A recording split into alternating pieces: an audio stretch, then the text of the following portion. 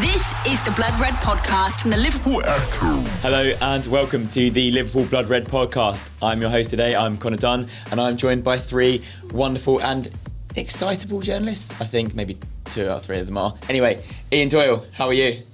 Not excitable, but I'm okay. Good. Yourself? Well, excitable. Stupidly excitable right now. Theo Squires, how are you? Bit tired, but excitable. I can get some energy going. Celebrate the win? Yeah, definitely. Good. And Joe Rimmer? Yeah, I'm excitable enough. Yeah. Good. Yeah. See, told you it was 2 out of 3. Did you come straight from school, by the way? He's not wearing a tie, so he's not. Yeah, he's on his day off. Sir, yes, sir. Ian Doyle, you were at the game at Anfield yesterday. Liverpool won 2-0 against Manchester United. It felt big. What did you make of it? Well, it should have been more than 2, shouldn't it? They Certainly. should have won by a lot more. They shouldn't have had to withstand a little bit of United pressure. Those last 15 minutes, certainly the spell that I thought United played quite well in the first 15 minutes actually, but then once Liverpool got to terms with what they were trying to do, I know Solskjaer said before the game that United found a nice way of playing against Liverpool. Well, that nice way is 3 games now. United have won no games, so not that nice. It's if very I'm being perfectly nice. honest. Yeah, very nice for everybody else, apart from United fans.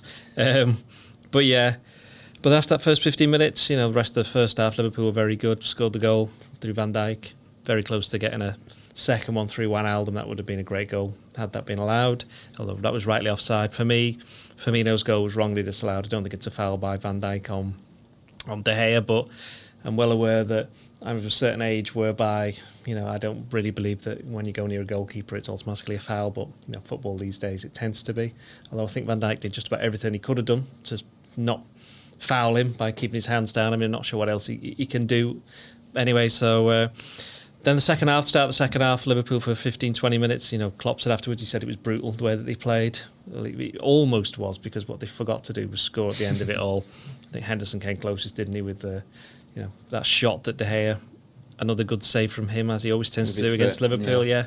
And then, Liverpool just did what they tend to do this season, whereby almost every game they play is just having to report on them. You're writing stuff towards the end of the game, and the game's in the balance, and it just seems to be so many games this season where it's been difficult, not because there's anything that they've particularly done badly, it's just the way that it's been. You look at so many home games, Everton in the Cup, even Everton the 5-2, but 4-2, there's still, things could change. Brighton, games like that where it's been very, very close towards the end. Wolves recently, Sheffield United, they've all been like that, which I think has helped Liverpool, which is what saw them over the line, and they were able to then run away, and Salah scores his goal and Alisson Becker catches him up after a great assist. So bottom line is United are pretty terrible. Liverpool were pretty good for the most part of the game and thoroughly deserved the win. It could have been 3-4, could have been 5. Yeah, absolutely. I mean, we'll expand on all those points in a minute, but Joe, I just want to touch on what Doyle mentioned there. And it was an interesting question I think they asked at half-time, actually. It was Souness to Roy Keane. He said, how does Van Dijk jump more fairly? Why is that goal disallowed? It just seems stupid. I thought it was interesting that it was VAR, having had a look at it, they disallowed it then, because the referee obviously didn't see anything wrong with it. Personally, you clearly just are not allowed to jump with the goalkeeper, are you? That is the way they see it. And unless you're Burnley can do that all the time. Yeah. But Everton against United, which they showed. I disagree. He jumped with him fairly. He didn't push him. He didn't throw an arm or anything like that. He didn't impede him. He just jumped with him fairly, and the goalkeeper dropped it. I almost think if that was in a packed box, it might have been given. Yeah. But because it was like they were together one-on-one outside. Just outside the pack box. I don't know. I didn't agree with it. I think it should have been a goal. I think it's a funny one, isn't it? Because United afterwards, I think Solskjaer was saying, you don't need VAR to see that was a foul. But I think if it had been the other way around, they'd have been going absolutely berserk about it. So, yeah, to me, it was a goal all day. But it's a shame Liverpool didn't get that one. It was the Wijnaldum one was just offside, wasn't it? It was, he was offside, but it was very close to being a really, really great goal. Just could have put the game to bed so much earlier. Yeah, they could have done. Obviously, Salah missed that chance at the start of the second half, which he just totally kicked it. I think he kicked it into his own foot. So, we don't see him do that very often. It was absolute domination. I thought it was funny afterwards, Solskjaer saying that that they'd figured out a way to play and that they were unlucky. And I've seen a few people saying Solskjaer did well, but to me, he was very lucky that Liverpool went 3-0 up at half time and went 5-0 up after 70 odd minutes, and then Martial has the chance that he blazes over. But if that's a good game plan, just relying on blind luck to get you out of to get you out of situations, then that's just crazy, isn't it? Yeah, so, good luck to them, basically. But it was a great performance from Liverpool, and I don't think anything should take away from that. I thought they were dominant. The 10 minutes after half time was just thrilling. It was just relentless. I thought Jordan Henderson was outstanding. Virgil van Dijk outstanding. Wijnaldum outstanding. The front three just total pests at all times. It was great. Yeah, I'm happy you touched on Henderson and Wijnaldum there, to be honest, because Theo, I think obviously there was a big disparity in the way Liverpool and Man United played yesterday, but I think the massive difference told in the midfield. Just talk to me just about how good Wijnaldum, Henderson, and to a lot of extent Oxlade-Chamberlain as well. I thought they were all excellent yesterday. It's one of those where the Liverpool midfield, they just get better and better every week. But if you're not looking at their actual performances for 90 minutes, you might not be able to see it if you're judging it on goals and assists. But Henderson, right up until the last minute, he covers every blade of grass. Gini Wijnaldum, we were saying earlier in the office, you just can't get the ball off him. He's so strong, it's incredible. I've never seen a player keep the ball like Gini Wijnaldum. It's incredible. And then you had Oxlade-Chamberlain, he's having a little spat when he's been substituted because he just wants to play. He wants to keep going. And they've always had that desire. And Henderson, he's just getting better and better every week. I think it was it Kiva who tweeted that he's making up for 13-14. He's like a man possessed at the moment. And it's just brilliant to watch. Like, you look at, we've all grown up seeing United as this team you fear. They've got these intimidating figures. Oh, not all of us. Not all of us. 3 or 4 of us. They've got these intimidating figures. They've got the real leaders that you fear, and you think you're going to play them home and away. You're probably going to lose. You might win the odd game, but they're going to win the league title. And now it's just completely on either foot. Jordan Henderson is growing as this captain more and more every week. And who in this Liverpool team don't you fear at the moment? They're just so imposing, so intimidating. Yeah. It's been 7 years since United won the league. I think people forget that. Crazy, isn't it? Yeah. It just because it feels like so short time ago, doesn't it? It's a weird kind of, because they were just relentless all through the 2000s, basically. But I know, Doyle, you were very impressed by one Gini Wijnaldum yesterday, weren't you? Yeah.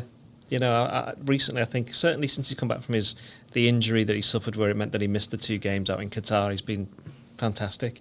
It's interesting, I thought, that both Henderson and Wijnaldum played well when you had Fabinho on the bench. It's almost like they were looking as if to say, hang on, right, things might be changing very soon. So, the point about Oxlade-Chamberlain is that he got a knock, didn't he, on his ankle? I think it was Williams caught him, and he right on the touchline, he'd hurt himself. So I think they made the decision there just to sub him. So maybe he thought it wasn't that bad and he could run it off. That's why he wasn't happy. But what Liverpool player wouldn't want to be out there playing at the moment? You want to be out there because it's not just that they're winning games, but it looks like they're enjoying it as well.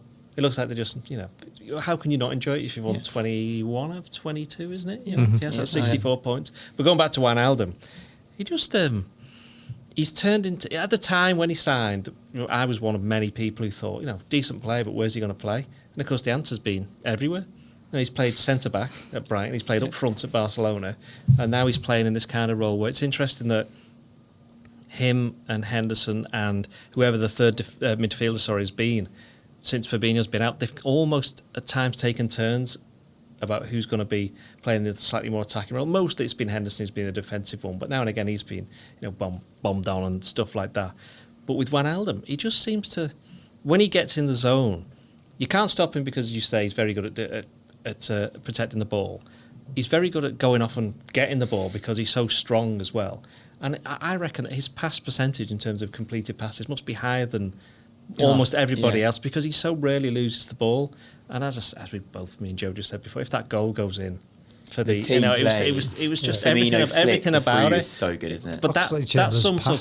That is the long ball direct team that Ole Gunnar Solskjaer thinks that Liverpool seemingly are. I mean, that's slightly unfair because I think we spoke about this. It was slightly unfair because I think it's as Joe is about to say. Go on, let you say it. Yeah, I think he meant it as a compliment, and I think he genuinely did because I don't think, first of all, I don't think all managers when they say direct mean just lumping it long. Mm-hmm. I think they mean direct as in as soon as they get the ball, they're looking towards goal. Whether that be through a chip ball, a cross, passing. I don't think it necessarily always means a long ball, but Liverpool can play the ball long, and they've developed, haven't they, from the team 2 seasons ago, which was electric in attack, but I think was a lot of pace, was a lot of was a lot of trickery. Whereas now they can cross it from deep, they can cross it from the byline, they can chip it over the top. They do a bit of everything, and they do a bit of everything so well. I think Jonathan Northcroft tweeted earlier some stats, and their best long passes in the league, second best short passes, and third best, I don't know, something else. But it's a really good tweet, so you should go and have a look at it. But I didn't do it just go and then. see this tweet. Yeah, go and have a look. If you don't follow Jonathan Northcroft, follow him. And he's a look really at his nice tweet. bloke as well. Really nice bloke, yeah. And I think Solskjaer meant it as a compliment, and I think it should be taken as a compliment because Liverpool have just got so many ways to hurt teams, and United couldn't deal with it, whether it was on the deck, whether it was in the air. They just had no answer for it. And just quickly on Henderson, because I just want to say there was a moment in that game which my absolute favourite moment is it his pass? No, when he was in like down? he's chasing and he was in like a foot race with someone. And what I love about Henderson, when he runs as fast as he can, he sort of does that thing where his head goes backwards, his chest comes out, and you can see him really trying. And honestly, the pace on him to get forward and the engine on that lad, it's just unbelievable. He's just as fit as players come, and he stormed up the pitch. That's his bad gate, isn't it? Like terrible gate. Never signed him. It was absolutely brilliant, and I bet Ferguson regrets saying that now because it was just he just keeps proving everyone wrong, doesn't he? And I love that. You mentioned Liverpool's pace. I think what Liverpool have got as well is the pace in terms of the speed of thought. Yeah, where they don't just move the ball quickly because they can run quickly. They just move it quickly because they know where everybody is. And that comes from two things. That comes from the fact that they play together for so long that they know where each other's going to be. Second thing is because they actually believe in what they're doing, and they obviously have to because it's proven so rewarding over the past 12 months. I mean, what's that now? 39 games unbeaten. I think there's only three in the league, that is, sorry. There's only 3 teams in history who've had more. Chelsea's 40, Arsenal 48, and Forest is 42. Arsenal beat Forest. Sorry, that's Huddersfield it. have one. We're just doing top It's division. just top flight. It's Arsenal and Nottingham Forest definitely, and who was the third one? It's Chelsea, isn't it? Is it Chelsea 40, Forest 42, Arsenal something like 48, 49, 50, something like that. But it's just like Liverpool haven't lost a game in the league for more than a year now, and they keep part of the main reason for that is that I saw somebody said something, one of our former colleagues put a tweet out basically saying Liverpool have been great, but everybody else is basically rubbish. I can't remember a worse Premier League in terms of standard. But hang on a minute. All the teams in Europe have got through to the knockout stages. I mean, you're not telling me Wolves, for example, who Liverpool are playing on Thursday, which we'll get on to later on. Have you ever seen a better Wolves team? No. Is the Leicester team better than the one that won the title? Probably, yeah. Sheffield Our United. Man City are one of the best teams ever in the Premier League. Yeah. So there's 3 things that they haven't really, people haven't had to come up against before.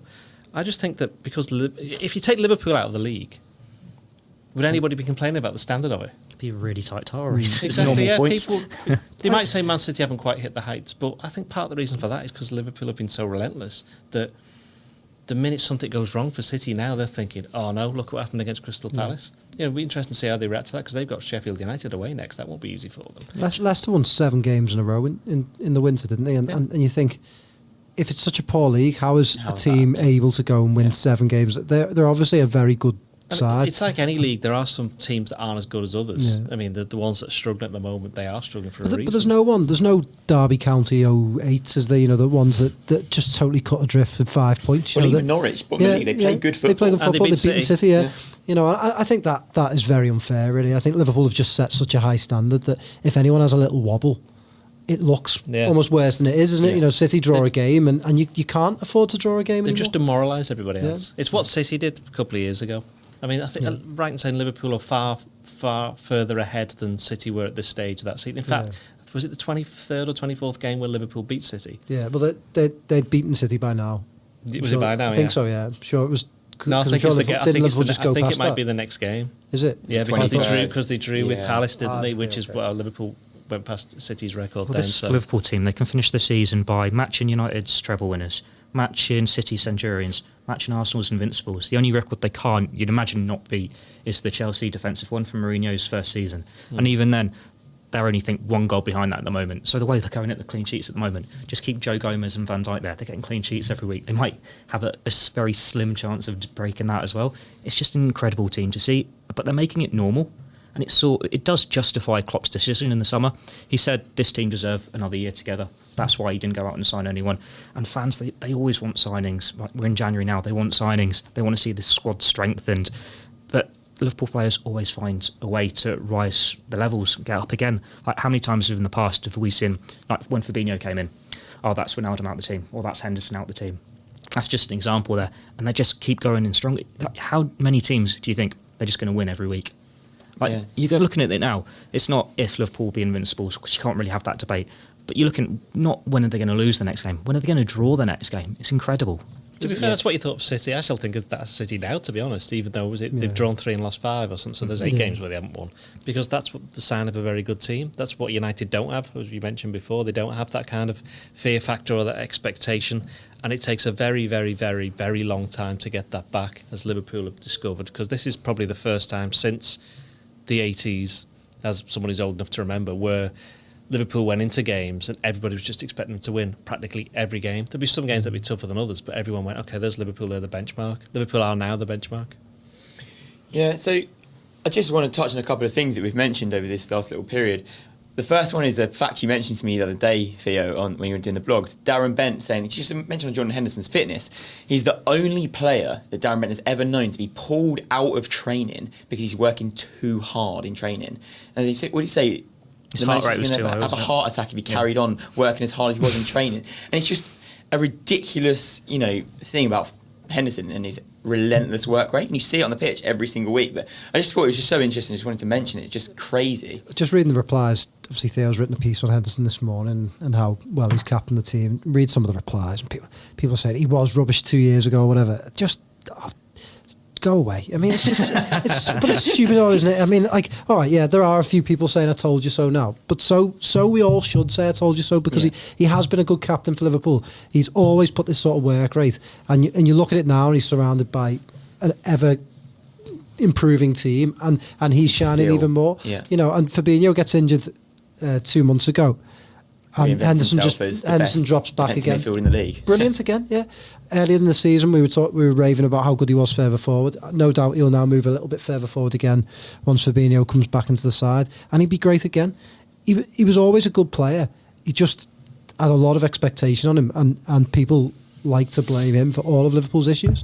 So, reading some of the responses, people just need to give their heads a rattle. It's just madness. And you forget his first season, they still went to 2 cup finals. Yeah, Does he play right wing? Yeah. He's playing right wing. He's always... Sorry. Is this your fault, by the way? You're supposed to turn it... You're supposed to be professional. Disgraceful. He is, isn't he? He's always been so committed, and, it doesn't... It's not just going to be sweet to watch Liverpool lift the title. It'll be sweet to watch Jordan Henderson You've lift mentioned that this title. loads of times before. I love it. I love watching him.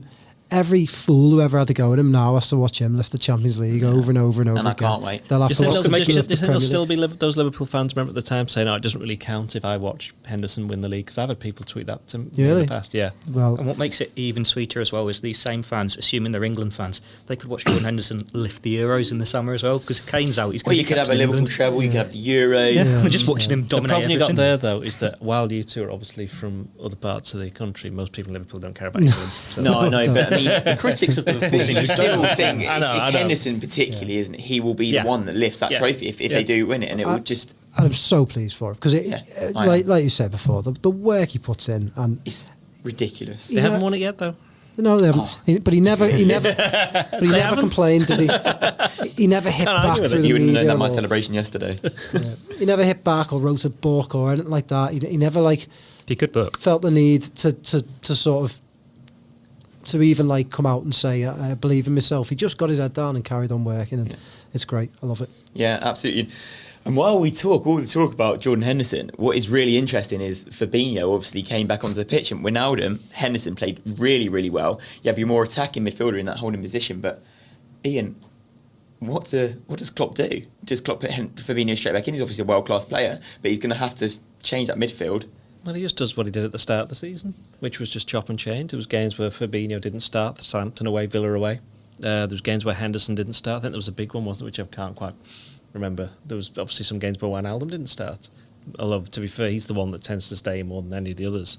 And then we haven't even mentioned James Milner. Only a couple of weeks ago was being seen as the talisman, the veteran. He signed a new contract, be great. He's not been seen for a few weeks because of his injury. Naby Keita was making his nice comeback when he scored against Bournemouth and did well in another game, and then he got injured again. And then just quickly, do you know an incredible stat about Milner?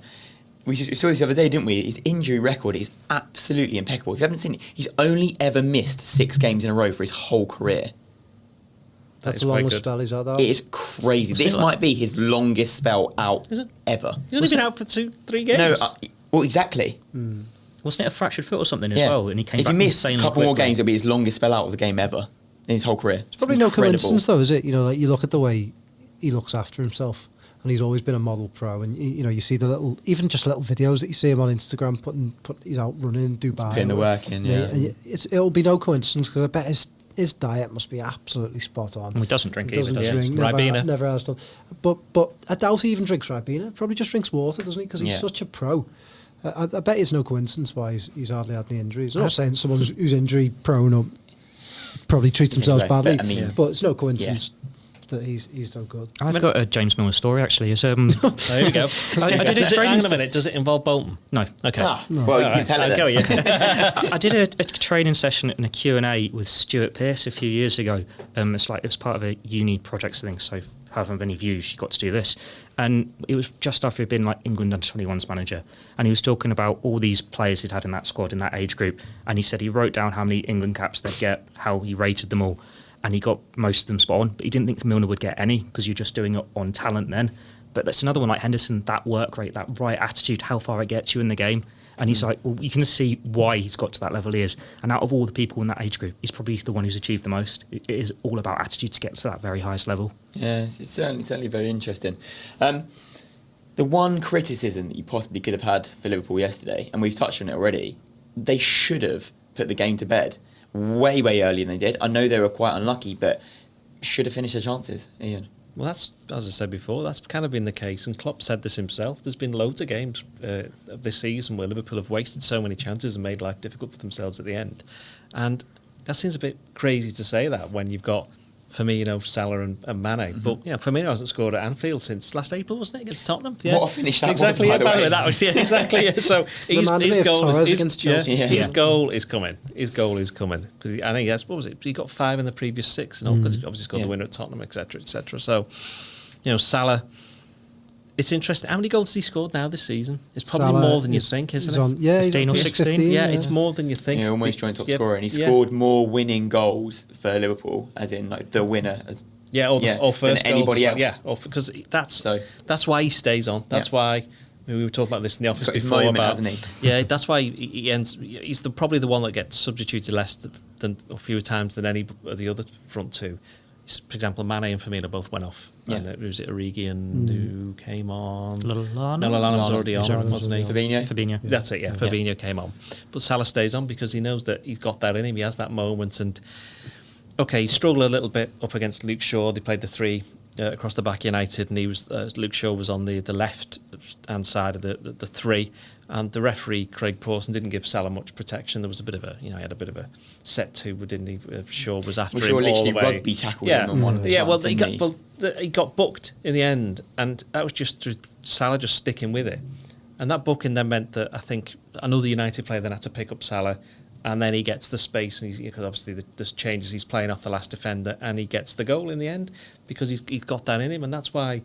I think we've mentioned, the likes of Van Dijk, not Liverpool taken for granted, but perhaps people a little bit because he's so good. It's almost like the people are taking Liverpool in general for granted. But Salah, the crowd were, I wouldn't say they're on his back, but they were a little bit disappointed with his finish when he missed that chance at the start of the second half. Yeah, because they were so desperate for the goal. But that's why his celebration was like it was at the end, because it was a massive relief for him because he scored against practically everybody, and now he scored against Manchester United. Well, he did say afterwards when he missed that chance, he thought, it's going to be another day where I don't score against Man United, but obviously prepared well, always keeps at it, has that moment, has that goal. And that's just it, isn't it? It's it with him.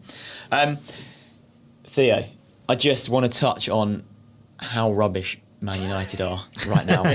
Because, they had a little chance, but is all I can say. Would you take anyone from that team? No.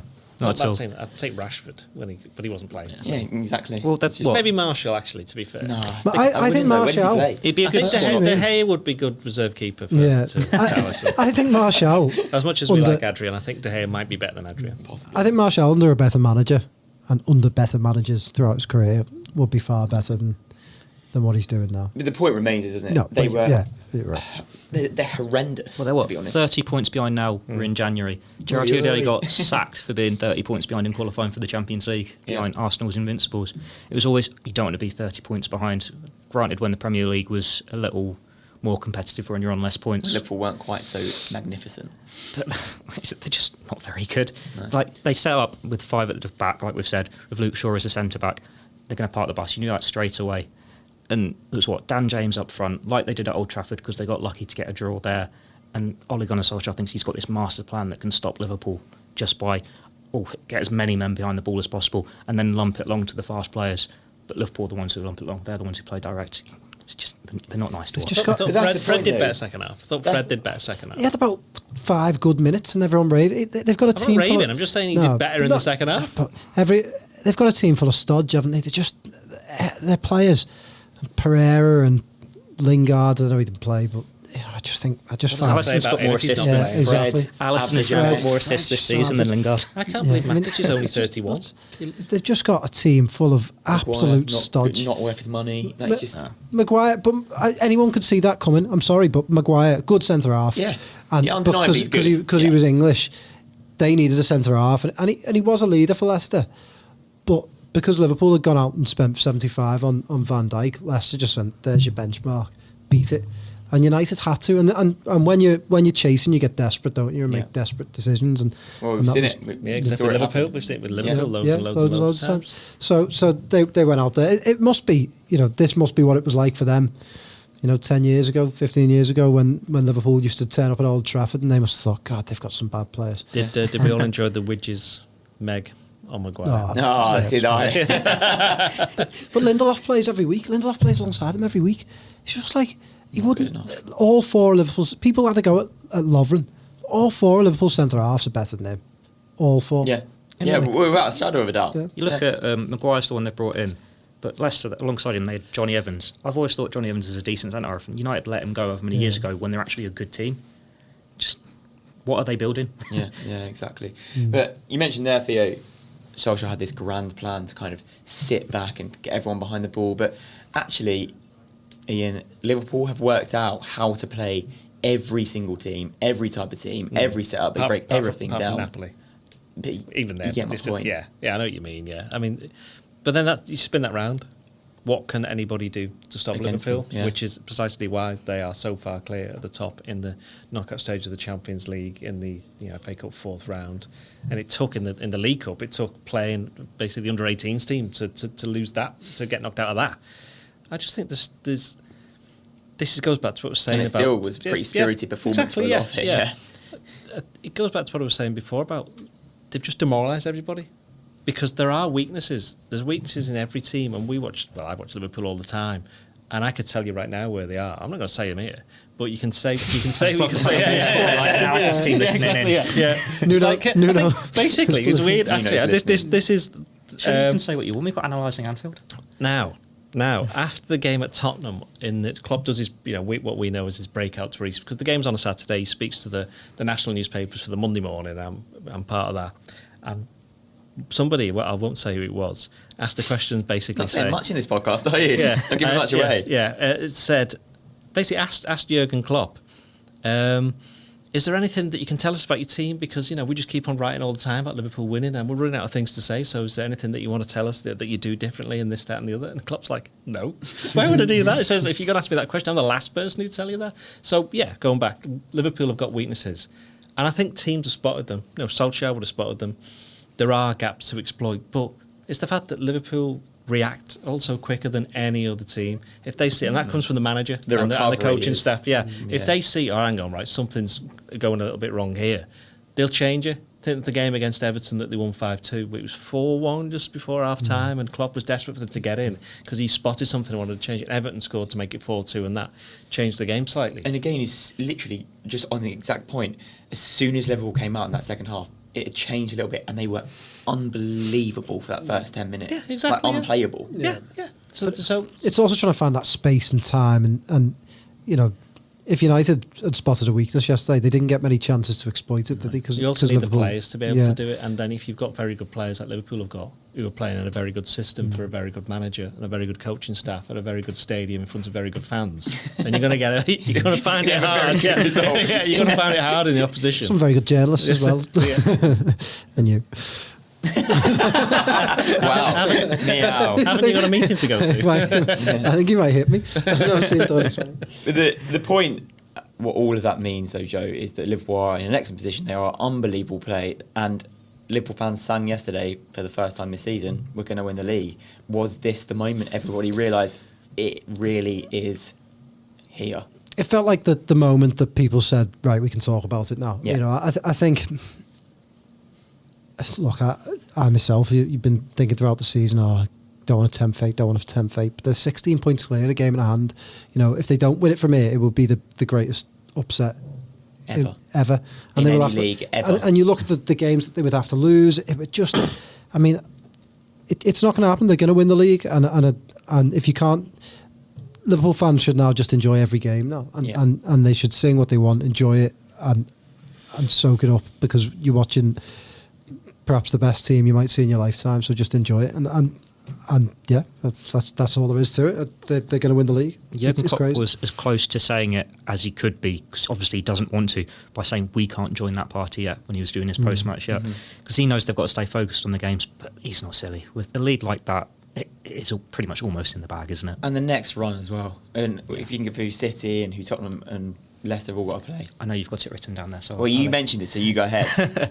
Well, Liverpool have got this game in hand against West Ham, don't they? So they play Wolves. They've got the FA Cup game. Then West Ham, Southampton, West Ham. Norwich. So they could easily be 19 points clear heading into February. And the first game's the weekend of February. Liverpool host Southampton. The lunchtime game is Leicester against Chelsea, and then it's Tottenham Man City on the Sunday. Well, that could be another time where the two closest rivals have dropped points, and you'd expect Liverpool to pick up maximum points on this run, just because when you haven't been expecting to pick up maximum points, they still do. Yeah. So you're going into February and you're looking at plus 20. Teams don't get that back. The thing is, though, Liverpool will drop points, and they won't finish the season. Now you can bring this back if they do.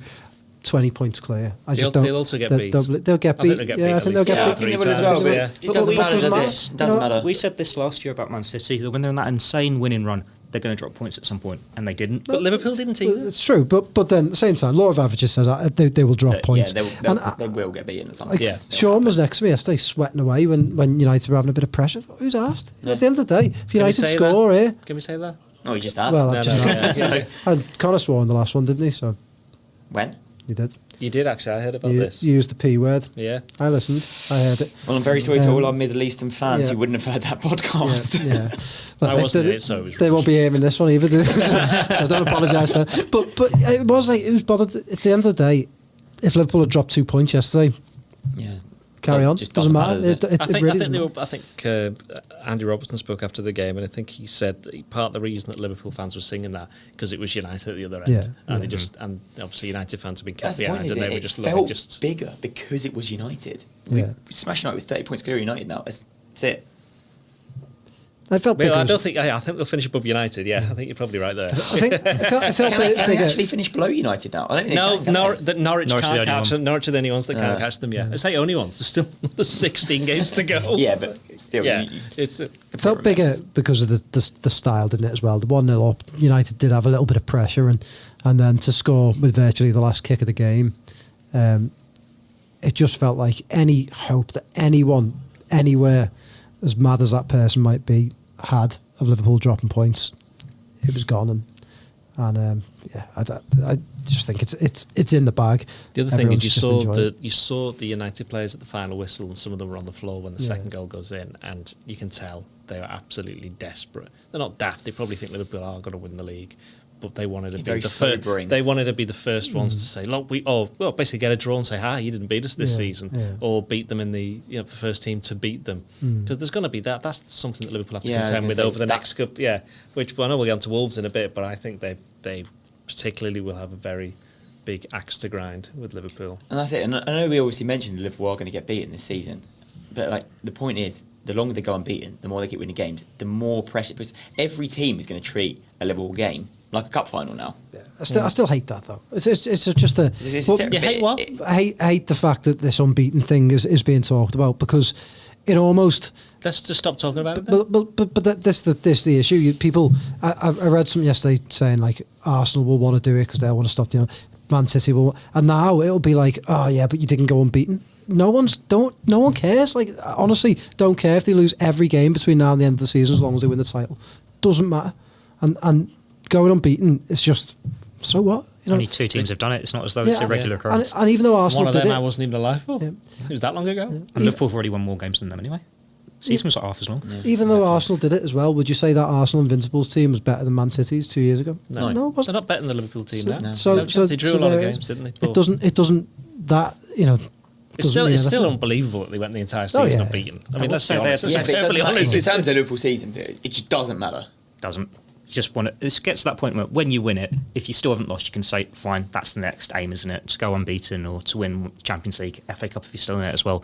But at the moment, Liverpool fans have waited so long to win the league, and they've got such a lead now. Why does it matter if they lose 2 games and win it by 10 points, whatever, compared to 16? Just enjoy it every single moment.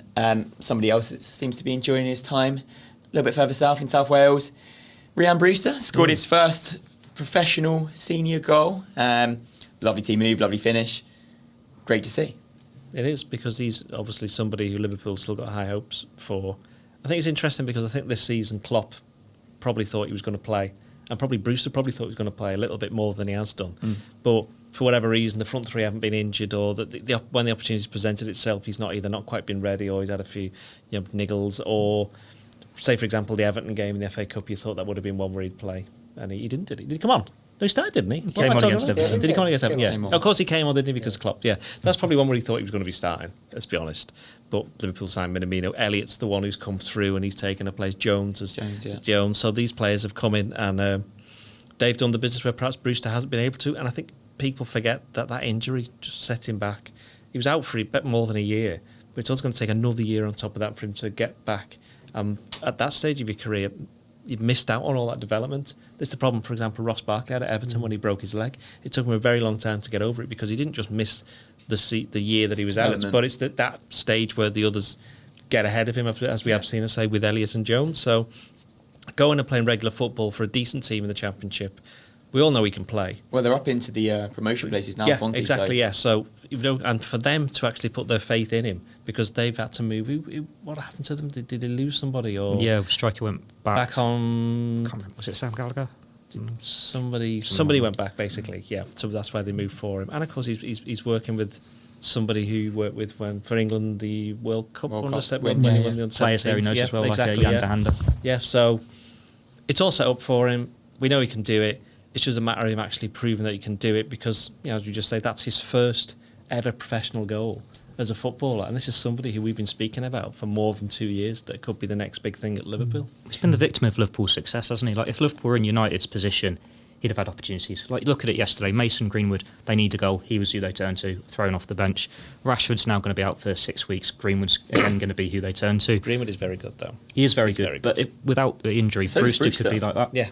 He's quick, he's in the right places, he's clever, he's a good footballer, he's a very good footballer. Same with Greenwood's done it, hasn't he? He's already shown that he can do it. That's because he's not had the injury to come back from. That's exactly that's the point I'm trying to And he's also had the opportunities. I think Brewster just needs goals, doesn't he? And I think for someone who's such a good goal scorer at youth level, he just needs to start hitting the back of the net more regularly again, build up his confidence and come back to Liverpool and believe that he can make an impact. And he's made a decent start, hasn't he?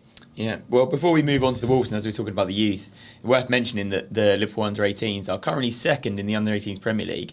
They've got 2 games in hand on City, and if they win both of those, they'll go top. Well, they go joint top, won't they? I think they'll be top goal difference, so top. Well, yeah. Undisputed top.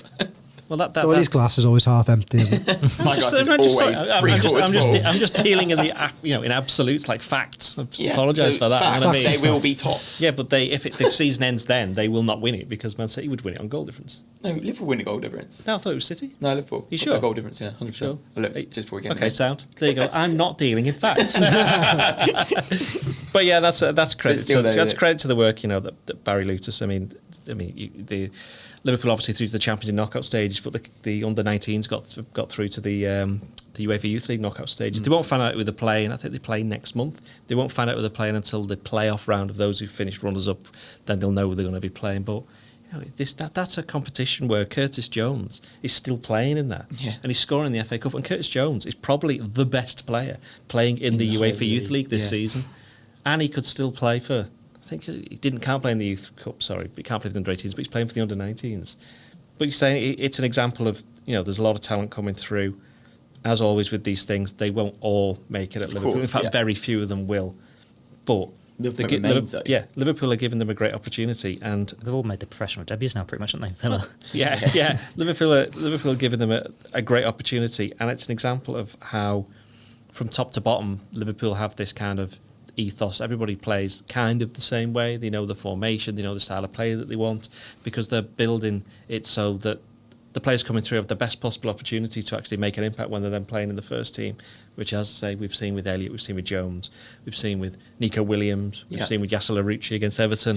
These are all players who, certainly a lot of them, this time last year, Liverpool, in fact it's this week, Liverpool played a Premier League Cup under-18 game, quarter-final against United, and playing in that was Brandon Williams was playing right back for United, and Greenwood scored twice for United, who were 2-0 down and then won 3-2 because Morgan Boyes got sent off. And that was a crazy game. Yeah. Was that the one with the really bad tackle in the last minute? Yes, and the player had to go off, got taken to hospital. So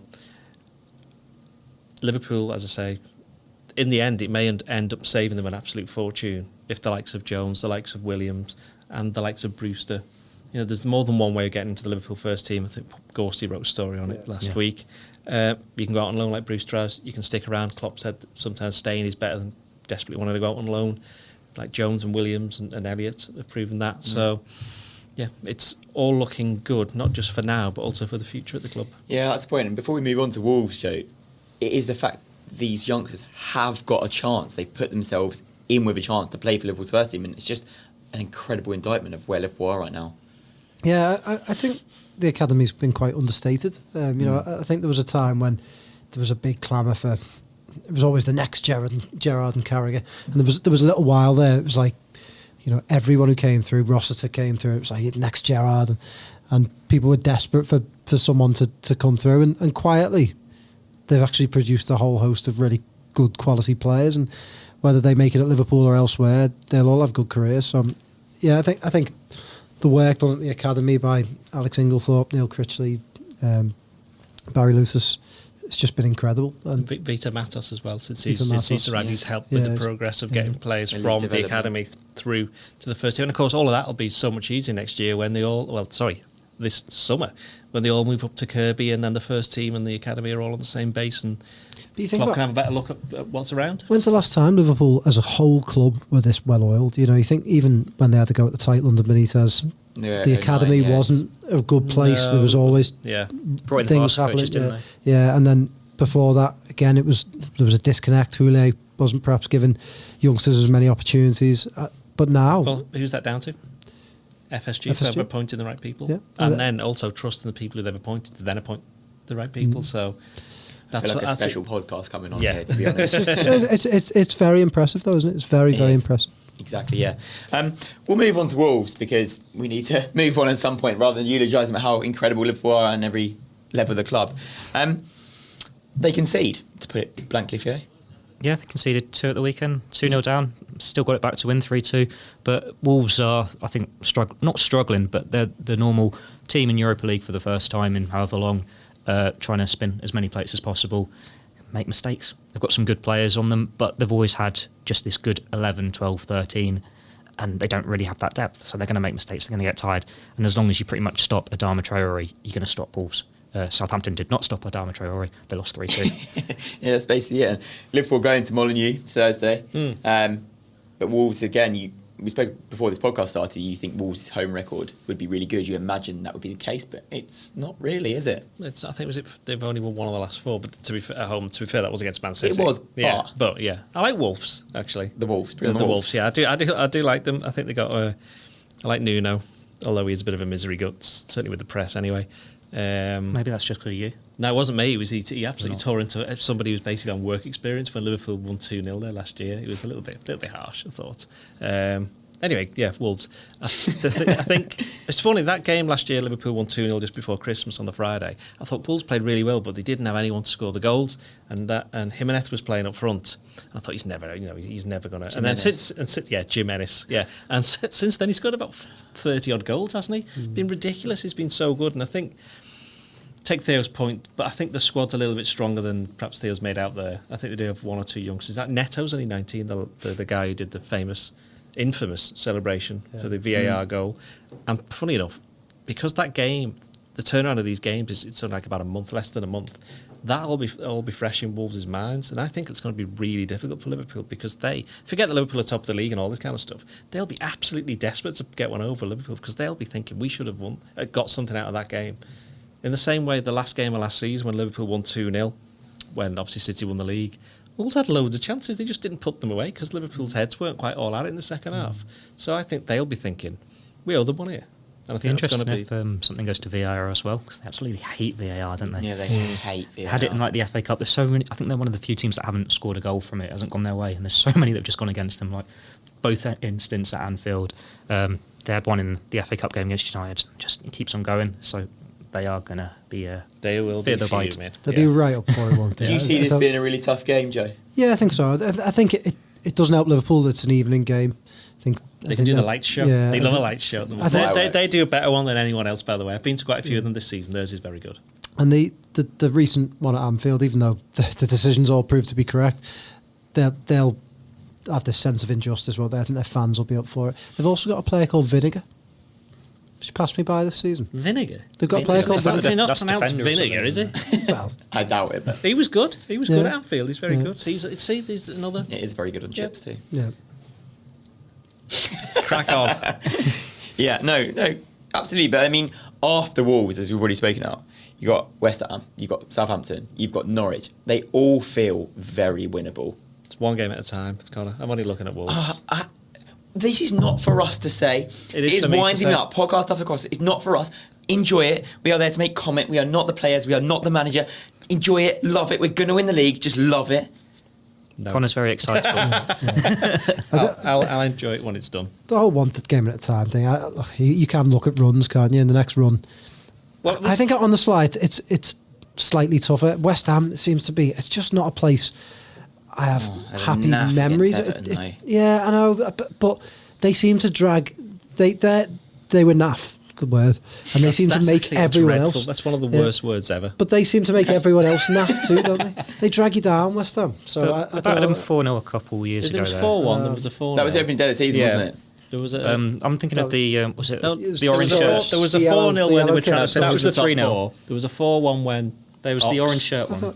I've forgotten all these. 4-1. Then there was 1-1 last season with the most offside I just goal. feel like these Yeah, few exactly, games after So it's just 'cause the Wolves, 1-0 maybe. I think to be fair, I may be slightly facetious there. I mean, if you look at the 5 games that you were mentioning, Tottenham away, United away, at home, and then these 3. If Liverpool get 12 points from that, then that's a very good sequence of results, and they've already got 6. I think I remember saying at the start of January, if they come out of January with their lead still intact, and instead it's gotten larger. Yeah. So it's just remarkable. Yeah. They won't start dropping points till the Champions League's back underway, and you've got to balance that out. But at the moment, when they've just been able to focus on the Premier League, But if they're that far ahead in the Premier League, they Time will to be focus able on the to focus on the Champions Champions League. League. Yeah. So it could work both ways. Could be very exciting. Well, let's pick a team for Wolves. Obviously, got a game Thursday, got a game Sunday. Might possibly be Two some different changes. 11s. Yeah. It's only the FA Youth Cup Sunday anyway, isn't it? The Joe Thomas derby, though. Because then we've got the FA Youth Cup and the FA Youth Cup. FA. now. Well, the Youth FA Youth Cup. The Youth FA Youth Cup. Yeah. But You love the FA Cup, don't you? The magic of the FA magical. Cup. The magic. Magic. Can't wait We're playing Shrewsbury. It's magic. Yeah. Can't wait to crush Joe Thomas on Sunday. Podcast special in The nicest man Yeah. in journalism, and you're vowing to destroy his life for a very small period of time. Just for 90 minutes. Yeah. And a little bit afterwards when he feels sad. The thing is, he'd probably make you a brew afterwards as well. Yeah. That's, And that's how thank me nice for he it. is. Yeah. Anyway, Alisson starts it. in goal. Yeah, With I Wolves. don't see the I think the back five. Don't see the point in changing it. The whole team. No, the I think- back. I think- Oh, the I back- think- oh, yeah, the back the five is the back defence will five, stay isn't the it? same unless... No, in fact, it's not. It's staying the same, yeah. Yeah. Just because of what the game's after. Yeah. You don't need to change it. And the clean sheets in a row, it's settled, it's good, it's no point changing. I think, well, Midfield. I think Fabulous Ino's back in. Yeah. so do I. Yeah. I wouldn't. Isles. Nice. Okay, well, let's- Who's your midfield then? I think... I don't know.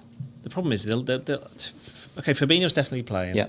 I think one of Henderson or Wijnaldum won't play. Okay. I Pick think which one, I'd because you're picking midfield. probably... yeah, thank you. I will probably take out Henderson, give him a bit of a rest, and I'm assuming that Milner and Keita won't be ready for this one. No, they're not back in training yet, are they? In which case, I would let the Alexander Angry Oxlade-Chamberlain play. Okay. You're not playing Fabinho, Theo? I wouldn't play him, just because I'd imagine that Henderson and Wijnaldum are going to get the weekend off. So you might as well play them in that. Fabinho can start in that one. There's no point rushing him back. He's had a long spell on the sidelines and have been great without him. They're going to be great when he's back in. Let him take his time. But I wouldn't keep the midfield the same. I'd have Lallana in ahead of Oxlade-Chamberlain. And Joe? I agree with my best friend Ian Doyle. You would? Yeah, do you know what, actually? Best friends back Yeah, in. yeah. I best do friend. too. Yeah. I think resting Henderson is probably a good idea. We discussed his work rate, it's incredible. Because it isn't just about the game that's coming, it's about all the games that have It's been as after, well. yeah. And I know they've had 2 midweeks where they've not played, but Tottenham and United were pretty intense games. And the amount running both of those two did. Yeah. I mean, one of them has to have brick. Wijnaldum doesn't miss games, does he, really? So you think Fabinho, Wijnaldum, I would play. I would play the Oxlade-Chamberlain because he's got a point The to prove. Oxlade-Chamberlain? The Oxlade-Chamberlain. Yeah, I was I going to like- call him the Ox, and then I realised you hated Ox, so I think the called him Oxlade-Chamberlain this could be The the way forward. Oxlade-Chamberlain. Yeah, I like that, yeah. I'd I I'd like accept that, the yeah. Oxlade-Chamberlain. Yeah. The Oxlade-Chamberlain. Yeah. The one, the only. Yeah. Front three. I'm still sticking with the front three. Devote does like a goal against Wolves, though. He does, and I also think Minamino is going to be getting a game or two soon. Yeah, I think he might play I against think- West Ham. I think Minamino might be coming in for this. I would put Origi in. Who Perhaps. for, though? Mane. Sele. It's difficult. No, because it's difficult, isn't it, with any of the front three? You say these things and then think about it and go, well, actually, who'd you take out? Mane, perhaps? Because he's looking a little tired. But then he came compared off to at the his weekend. But then it's right at the end, though, wasn't Yeah. it? Firmino came off as well. Yeah. Start for me now because he just scores in the away games at the moment. It's 2 away league games back to back, isn't it? So he can start. He'll score. For me, Salah, and I'm going to put Origi in. Give I'm Mane a sticking with rest. the normal front three. I'm going with Joe. My not best friend because he's chosen Ian as his best friend. But Yeah. I think Minamino might play. You're my you know. favourite thing. I think he might play. I think they'll blood him in the Premier League. I think before the weekend Minamino, comes, yeah. he'll definitely play against Shrewsbury. Minamino. I think he's definitely playing against West Ham if he doesn't But get injured against Shrewsbury. I think he's going to play against Wolves. But hey, There you go. we're in on the management. Hashtag Wolves. Hashtag the Wolves. Bring on the Wolves. Bring on the wall. Score predictions. I'm going to go crazy, and I'm going to say 2-2. That'd be an exciting game. With all the goals scored in the first half, hopefully. I'm going to go crazy. I'm going to say 1-1. 1-1. Yeah. Just say 3-3 just to complete the set. 2-0. I agree. 2-0. I think Liverpool are in just such a good place. I think, obviously, discussed Wolves' home record. I just don't see them getting beaten. I don't see them drawing. If Southampton can get a 2-0 lead, Liverpool can get a 2-0 lead. And they won't relinquish it. Yeah. It's Yeah. pretty stupid, but the only reason I'm saying a draw is just I've convinced myself that the law of averages means they have to drop points, despite all the evidence pointing the opposite way. I did that for Tottenham though, so mine's out of the way for the No, next I 6 think weeks. this is going to be a very difficult game. I think it's genuinely full. The crowd, as you say, a night game. The fact it probably won't be very warm. I don't know what that's going to do with anything, but it'll just No, make you it love the weather. make it more difficult for me. You'll anyway. tell us, won't you? Yeah, I'll tell you. Don't worry. A very cold welcome. The very Exactly. first thing you tell us is how cold it is. Everyone's going to have a trademark. Well, the point is, it doesn't really matter at this point, does it? I mean, What, that it's cold? they need to. Great if they win. Doesn't matter if they draw. They can lose the next 6 They're in games and an still win. incredible position. It is ridiculous. And Should we just give them the month off? They'll still be in there when I'm they come back. stupidly excited. Neil Jones, before we finish, Neil Jones sent a message before basically saying, I shared it with Connor, basically saying if all of Liverpool's goals since the win over Everton in the league were disallowed, Liverpool would still be unbeaten and still be top. Well, on that note, what a perfect ending. We'll be back on Friday where we are hopefully discussing a Wolves win. And A Wolves win? We don't want to discuss a Wolves win. A win over Wolves. A win at Wolves. We'll hope to discuss a win at Wolves. I'm sure we will. Anyway, Liverpool in a fantastic position. Thank you very much for listening. This has been the Blood Red Podcast, and you've been lovely. All the best.